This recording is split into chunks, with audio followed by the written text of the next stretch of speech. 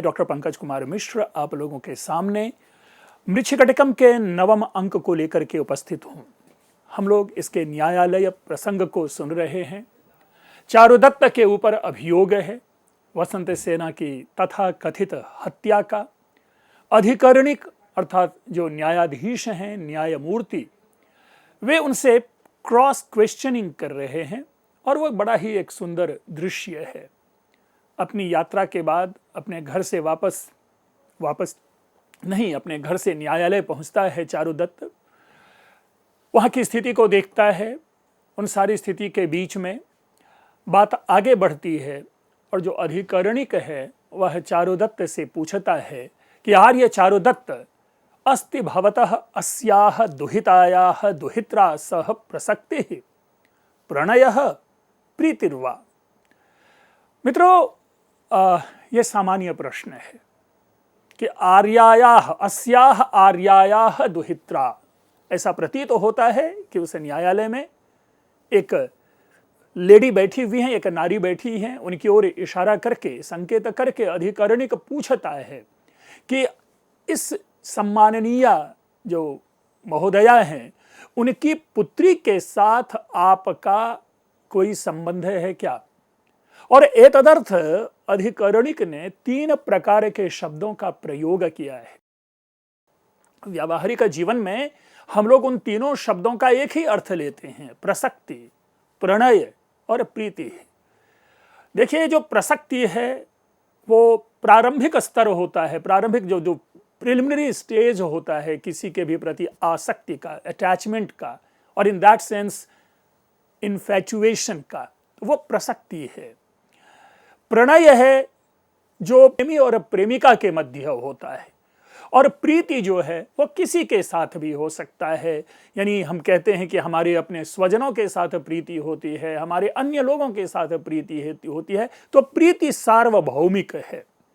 तो इन तीनों में से कोई क्या आपका जो महोदया है उनकी पुत्री के साथ है क्या? चारुदत्त प्रश्न करता है कस्याह। अब कस्याह स्वाभाविक है, जब आप न्यायालय में हैं तो हर एक छोटा प्रश्न जो है वो हमारे लिए गंभीर होता है। हर एक छोटी सी छोटी जानकारी के लिए हमें सावधान रहना पड़ता है। सिंपल सी बात, अगर चारुदत्त उसका उत्तर देता हाँ या नहीं, तो जिस महिला को हमने पहचाना नहीं और उनकी पुत्री के विषय में हम कह दें कि हाँ मेरी इनसे प्रसक्ति है, तो यह भी एक दोष उत्पन्न हो सकता है, क्योंकि हो सकता है उनकी पुत्री को इन्होंने कभी देखा ही ना हो, तो वह दोष सारा का सारा इनके ऊपर आ सकता है। दूसरा यह भी है कि अगर मैं उनकी पुत्री को जाने बिना कह दूं कि नहीं है, तो वह भी उनके साथ अन्याय होगा जिनके साथ हमारा प्रणय है। तो इसलिए चारुदत्त का यह प्रश्न जो है यह प्रासंगिक है और छोटा सा प्रश्न है, लेकिन गंभीर है कि किस महोदया की पुत्री के साथ मेरे प्रणय की चर्चा आप कर रहे हैं, हे न्यायमूर्ति। न्यायाधीश पूछता है कस्याह, और इस तरह से वसंत सेना मातरम दर्शयति, यानी अस्याह अर्थात ये जो वसंत सेना है उनकी माता की ओर इशारा करके वो बताता है इनकी पुत्री के साथ। चारुदत्त, जिनको कि इस न्यायालय में बैठने के लिए आसन दिया गया था, उस आसन से उठ करके चारुदत्त से कहता है आर्ये अभिवादये। चारुदत्त उनसे कहता है कि हे आर्या, हे सम्माननीय, हे आदरणीय, मैं आपका अभिवादन करता हूं। जो वृद्धा हैं अर्थात वसंत सेना की माता हैं, वह भी प्रत्युत्तर में आशीर्वाद देती है कि जात चिरम में जीव, हे पुत्र आप चिरकाल तक जीवित रहे। देखिए मित्रों, यद्यपि इस छोटे से वाक्य के कई गंभीर अर्थ निकाले जा सकते हैं, ये लेकिन हमारी संस्कृति है, हमारी परंपरा है, जिसमें हम अजनबी के साथ भी अपने स्वजन रूप व्यवहार प्रदर्शित करते हैं, जो जिसको हम शिष्टाचार कहते हैं।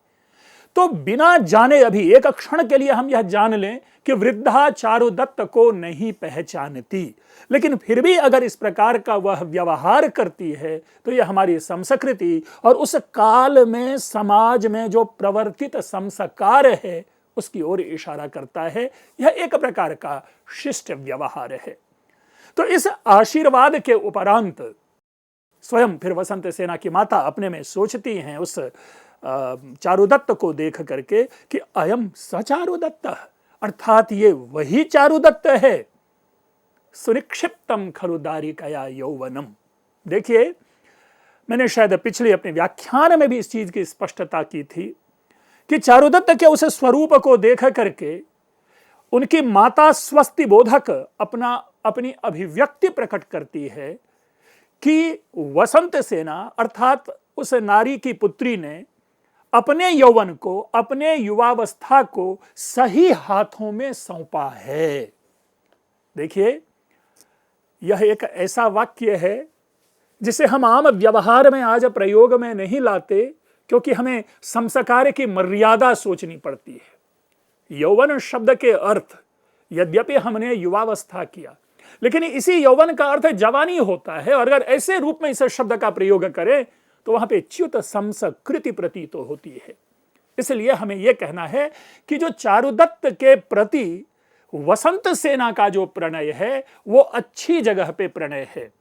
मित्रों, मैं इस पंक्ति को जोड़ना चाहूंगा कण्व ऋषि के उस स्वीकृति से कि जब उनको ज्ञात होता है उस यज्ञ वेदी के पास कि शकुंतला का विवाह दुष्यंत से हो गया, तो उन्होंने भी इसी प्रकार की स्वस्ति सूचक वाक्य का प्रयोग किया था कि सुशिष्य परिदत्तेव विद्या शोचनीयासि संवृत्ता, अर्थात श्रेष्ठ पुत्री, श्रेष्ठ कहते हैं कि शिष्य को दी गई विद्या जिस प्रकार शंका का विषय नहीं होता, संकोच का विषय नहीं होता, उसी प्रकार हमारी जो पुत्री शकुंतला है वो दुष्यंत के हाथों गई, इसलिए किसी भी प्रकार का संशय नहीं होना चाहिए, श्रेष्ठ जगह पे गई है। और सागर मुज्झित्वा कुत्रवा महानदी अवतरती, यानी सागर को छोड़ करके महानदी और कहां अवतरित होंगी। तो इस प्रकार से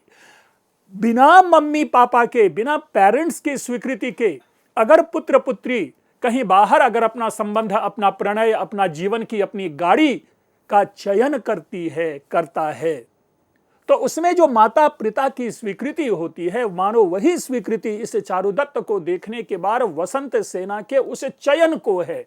और तभी कहती है वृद्धा, उनकी माता, कि सुनिक्षिप्तम खलु दारिकया यौवनम, अर्थात मेरी पुत्री ने अच्छी जगह पे श्रेष्ठ व्यक्ति के हाथ में अपनी युवावस्था को सौंप दी है, अर्थात अपने जीवन साथी को चुन लिया है।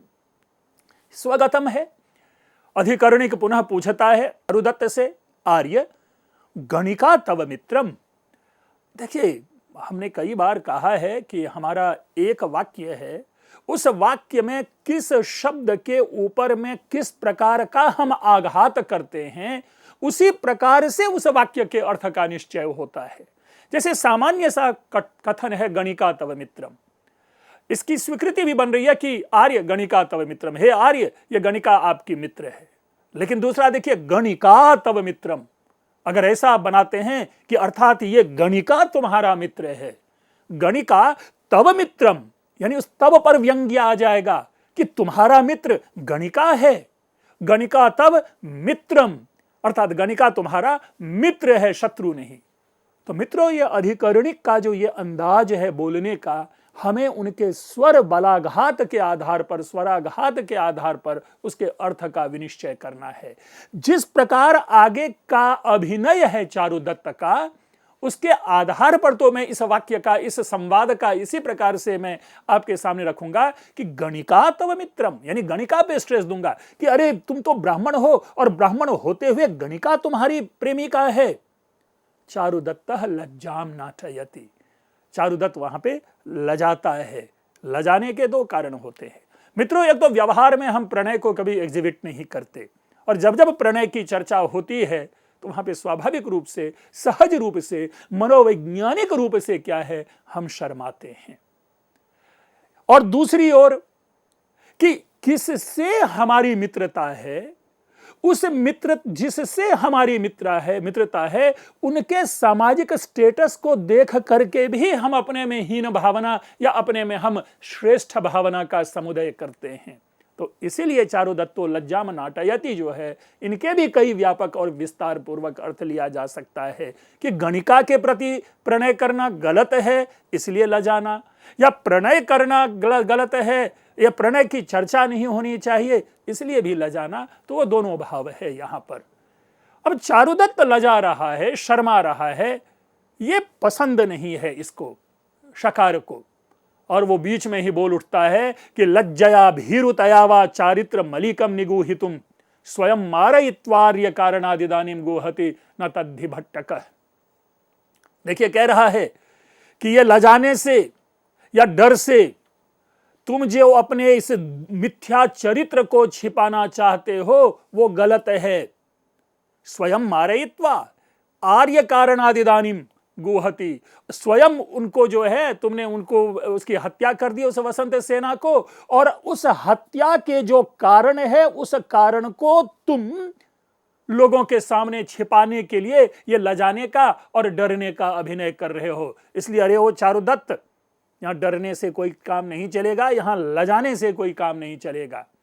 अब यह संवाद चल रहा है, व्यवहार चल रहा है न्यायालय का, श्रेष्ठी और कायस्थ है, ये दोनों इनसे पूछ बैठता है, आर्य चारुदत्त भण अलम लज्जया व्यवहार खलवेश। आर्य चारुदत्त बोलो बोलो, लजाओ मत, लजाने से काम नहीं चलेगा, अपनी शर्मो हया को छोड़ो। क्यों? क्योंकि व्यवहार खलवेश, ये व्यवहार है कि न्यायालय में आपसे जो भी पूछा जाए उसका सत्य उत्तर होना चाहिए, उसका यथार्थ उत्तर होना चाहिए।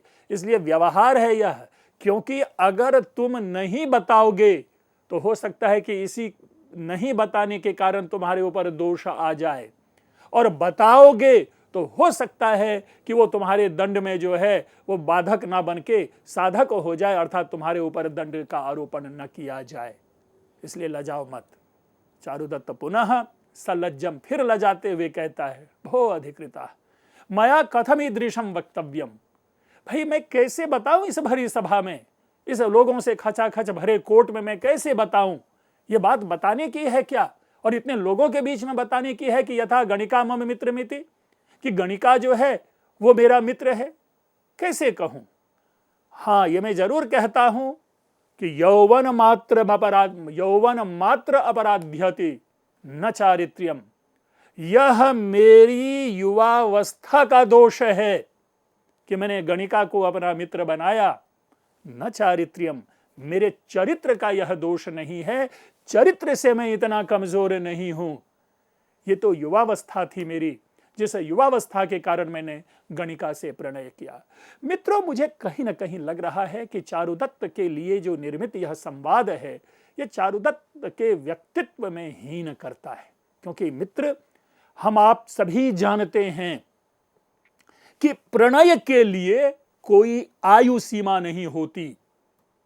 वृद्धावस्था में भी, युवावस्था के बाद जब चले जाते तो भी मनुष्य के मन में प्रणय की भावना जगती है, और प्रणय कब कहां किससे हो जाए इसके लिए कोई संबंध, कोई नियम नहीं होता। एक सुदूर प्रदेश से आने वाले व्यक्ति को एक किसी भिन्न प्रदेश के किसी भिन्न से प्रणय हो सकता है। हस्तिनापुर के राजा के साथ आश्रम में रहने वाली एक सामान्य सी एक युवती का प्रणय होता है। 20-22 वर्षों का अंतराल है दोनों के बीच में। तो इसलिए हम इसे युवावस्था का या चरित्र आदि का दोष ना कहें, बल्कि इसे हमें यह कहना चाहिए कि यह मनुष्य की भावना होती है कि किस क्षण, किस समय, किस स्थल विशेष पर किस से प्रणय हो जाए, उसका एकमात्र कारण हमारा हृदय होता है, हमारा दिल होता है, हमारे भाव होते हैं, हमारी भावना होती है, न कि युवावस्था और न ही चरित्र। क्यों? क्योंकि अगर चरित्र को हम हाथ में लेकर के चलें तो कभी प्रणय नहीं हो सकता, और यदि केवल युवावस्था मात्र को लेकर के हम चलें तो उस प्रणय को हम प्रणय नहीं कहते। इसीलिए महाकवि कालिदास ने अभिज्ञान शाकुंतलम में कभी भी प्रेम शब्द का प्रयोग नहीं करते। वो जब तक प्रणय पक्का नहीं हो जाता 7वें अंक में, तब तक वे केवल और केवल राग, राग और अनुराग शब्द का प्रयोग करते हैं, जिस राग का अर्थ केवल आसक्ति होता है। हम उसे प्रणय नहीं कहेंगे। यह प्रणय की पूर्व की अवस्था है। इसलिए अगर चारुदत्त को यह संवाद दिया गया है तो मैं समझता हूं कि चारुदत्त के व्यक्तित्व को कहीं ना कहीं यहां पर हम उसमें एक हीनता पाते हैं। अस्तु, यह तो विमर्श का विषय है, ये हमारे सामने साहित्य है और वह साहित्य जो है वह समाज और व्यवहार का निर्माण करता है और उसकी स्थापना करता है। न्यायालय में जो न्यायाधीश है वो कहता है व्यवहारः सविघ्नोऽयं त्यज लज्जाम हृदि स्थिताम ब्रूहि सत्यमलम धैर्यम छलमत्र न गृह्यते। भाई चारुदत्त, यह व्यवहार है सविघ्न व्यवहार। हम जब व्यवहार करते हैं, हम आपसे जब क्वेश्चन करते हैं तो उसको आप समझें। ये इसमें नहीं होता, इसमें बाधा आएंगे ही आएगी। त्यज लज्जाम हृदय स्थिताम, इसलिए तुम्हारे हृदय में जो स्थित लज्जा है उस लज्जा का परित्याग करो और न्यायालय के सामने बिना किसी भय, बिना किसी शंका, बिना किसी लज्जा, बिना किसी छल, बिना किसी धोखा से जो भी सत्य है वह बोलो। ब्रूहि सत्यम अलम धैर्यम, सत्य बोलो। ये जो तुम पेशेंस जो अपने में बनाए रखे हो, धैर्य धारण किए हुए हो कि मुझे कुछ नहीं बताना, उसकी अभी जरूरत नहीं है। धैर्य की भी आवश्यकता जहां होती है वहां प्रयोग होनी चाहिए, लेकिन ये न्यायालय है, ये न्यायालय केवल सत्य का अनुसंधान करता है। आप कैसा है, आप क्या हैं, उसकी परवाह न्यायालय नहीं करता। छल मत्र न गृह्यते, यहां किसी भी प्रकार के छल को स्वीकार नहीं किया जाता। इसलिए अलम लज्जया, लज्जा कैसी? भाई हम लोग सभी जानते हैं, ये नीति वाक्य है, चाणक्य नीति में है कदाचित, कि आहारे व्यवहारे च त्यक्त लज्जाम सुखी भवेत, कि आहार में, भोजन करने में और दूसरों के साथ किस प्रकार का हमें व्यवहार करना चाहिए, इसमें लज्जा का जो परित्याग कर देता है वही विजयी होता है, उसी के पक्ष में जय है। इसीलिए अलम लज्जया, लज्जा करने से कोई प्रयोजन नहीं, लज्जा का कोई लाभ नहीं। व्यवहारस्त्वाम पृच्छति, यह जो न्यायालयीय व्यवहार है, यह जो न्यायालयीय प्रक्रिया है, यह जो न्यायालयीय व्यवस्था है, वह तुमसे पूछ रहा, वह तुमसे पूछ रही कि बताओ सत्य क्या है। चारुदत्त कहता है अधिकृत केन सह मम व्यवहार, हे न्यायाधीश गण, किसके साथ मेरा व्यवहार, मैं किस व्यवहार की बात करूं, किसने मेरे ऊपर में केस किया है, किसने मेरे ऊपर मुकदमा दायर किया है, मैं किसके विरोध में अपना वक्तव्य दूं। स्वाभाविक है, बिना किसी केस के, बिना किसी मुकदमा के किसी व्यक्ति को उठा करके ले आओ और उनके ऊपर केस चला दो, तो जिस व्यक्ति को आपने अपराधी घोषित करना है उस व्यक्ति का यह पूरा का पूरा अधिकार है कि वह जाने न्यायाधीश से, जाने न्यायालय में कि उनके ऊपर किस प्रकार का क्यों ये केस किया गया है। शकार वहां बैठा है, वो कूद पड़ता है साटोपम ब्रैकेट में और गर्व के साथ कहता है अरे मया सह व्यवहार, मेरे साथ तुम्हारा व्यवहार है, अर्थात मैंने तुम्हारे ऊपर में एफआईआर लॉन्च करवाया है, मैंने तुम्हारे ऊपर में केस किया है। चारुदत्त कहता है त्वया समम व्यवहार, अरे तुम्हारे साथ मेरा व्यवहार, तुम्हारे साथ मेरा मुकदमा सदुस्सह, ये मेरे लिए असहनीय है कि इस व्यक्ति के साथ मैं अपना केस लड़ूं। देखिए इतना मात्र कहना ही पर्याप्त है कि जब कहता है कि त्वया सह मम व्यवहार सदुस्सह, यह वाक्य ही अपने आप में शकार को अत्यंत नीच बना देता है कि तुम जैसे व्यक्ति के साथ मेरा केस चलेगा, मेरा अभियोग चलेगा, ये मेरे लिए असहनीय है। भाई शकार तो आप सभी जानते हैं कि अधिकार के मद में चूर है, वह एक अधिकारी है, वह एक ऑफिसर है। और ऐसे में चारुदत्त का जो यह वचन है, यह वचन उसके ऊपर में एक प्रकार से आघात है, ये चीख पड़ता है और चिल्ला पड़ता है, अरे स्त्री घातक, ताम सांप्रतम रत्न शतभूषणाम वसंत सेनाम मारयित्वा कपट कापटिको भूत्वा निगुहति। अरे ओ स्त्री का हंता, अरे ओ स्त्री को मारने वाला, ताम सांप्रतम रत्न शतभूषणाम वसंत सेनाम मारयित्वा, उस वसंत सेना को मार करके, जिसने सैकड़ों प्रकार के आभूषण को धारण कर रखा था, उस वसंत सेना को मार करके कपट कापटिको भूत्वा, कपटी बन करके, छल करने वाला बन करके, धोखाधड़ी करने वाला बन करके अपने आप को तुम छिपा रहे हो। तुमने उस स्त्री की हत्या की है, धन के लोभ में तुमने हत्या की है। चारुदत्त कहता है असंबद्ध खलवसी, ये उल जलूल बात करता है, ये अनाप शनाप बोल रहा है। ये जो बातें हैं सारी की सारी बातें अनर्गल है, असंबद्ध है।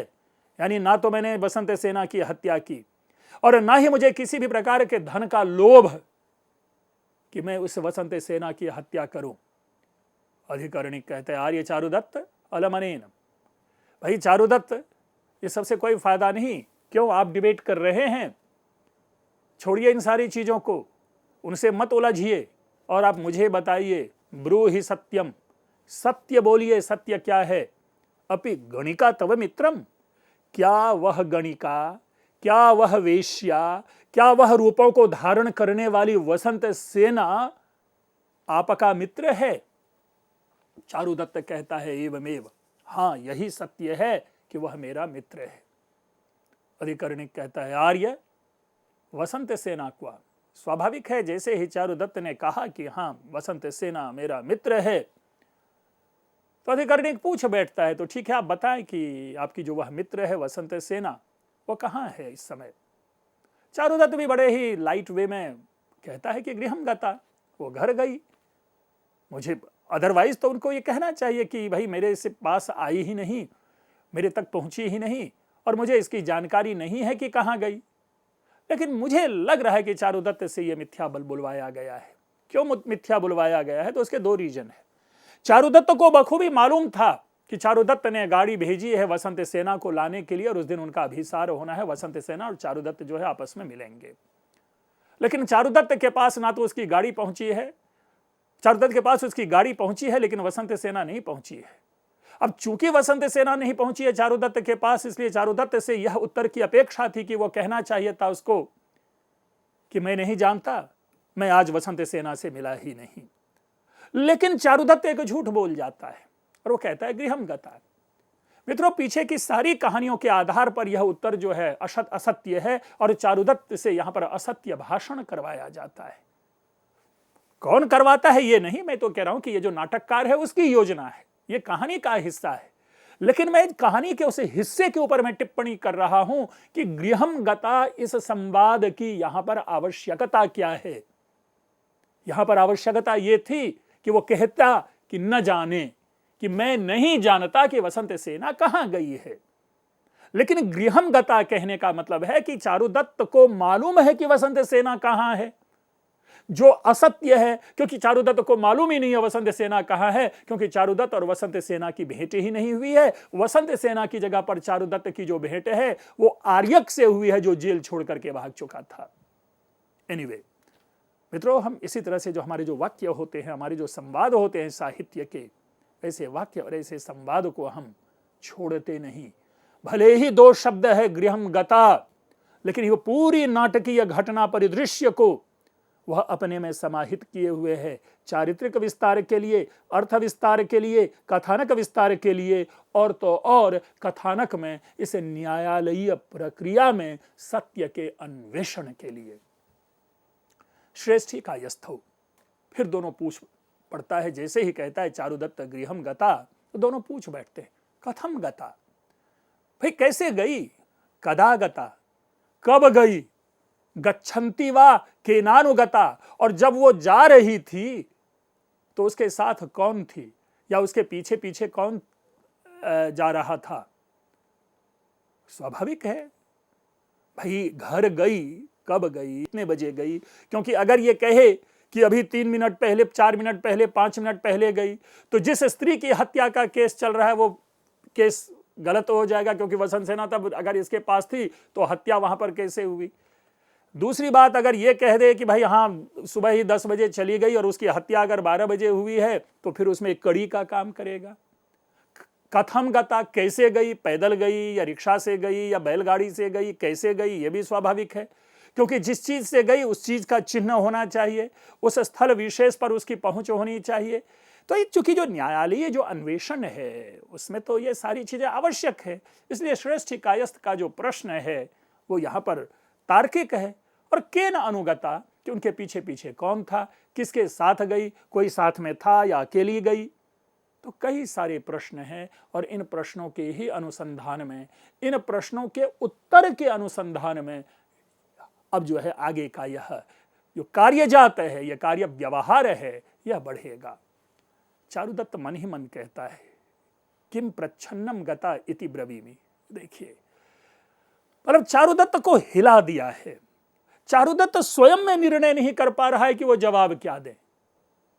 मैंने ये सोच रहा है कि मैं ये कहता हूं, भाई क्यों कहूं? आप डायरेक्ट कहो ना कि मैं नहीं जानता, आप सीधी तरह से कहो ना कि भाई मेरे से भेंट नहीं हुई है। लेकिन ये कैसा भय, ऐसी स्थिति क्यों चारुदत्त के मन में? ये वस्तुतः चारुदत्त को कमजोर बनाया जा रहा है ताकि आसानी से चारुदत्त के ऊपर में अभियोग का आरोपण हो सके। और चारुदत्त जैसे व्यक्तित्व को, इसीलिए मैं हमेशा कहता हूं कि जो मृच्छकटिकम का जो चारुदत्त है वो स्ट्रांग नहीं है, वो फ्रेगाइल कैरेक्टर का है, वो भंगुर है, उनमें निर्णय लेने का सामर्थ्य नहीं है। भले ही कितना भी सचरित्र क्यों ना हो, कितना ही लोक व्यवहार को जानने वाला क्यों ना हो, लेकिन व्यक्ति के ऊपर में जब स्वयं के ऊपर में कोई समस्या आती है तो उस समस्या में वह हिल जाता है। और यहां पर हिला हुआ चारुदत्त है, शेकन कैरेक्टर है चारुदत्त का।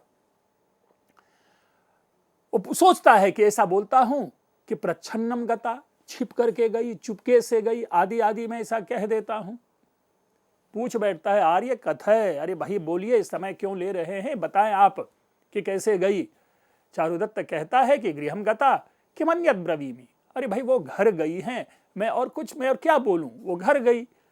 केन गता, केन अनुगता, कथम गता, कदा गता। देखिए चारुदत्त ने इन सारे प्रश्नों को छोड़ करके फिर उसी पर टिका हुआ है कि गृहम गता। मित्रों, एक प्रकार से ये जो क्वेश्चनिंग है, इसमें एक वो जासूसी उपन्यास का टच है, एक सस्पेंस क्रिएट किया जा रहा है ताकि ऑडियंस जो है सीट पर सांस रोक करके इस नाटक का आनंद ले सके। इसी आनंद को लेकर के मैं फिर उपस्थित होऊंगा। आप लोगों ने ध्यानपूर्वक सुना, आप लोगों का बहुत बहुत धन्यवाद।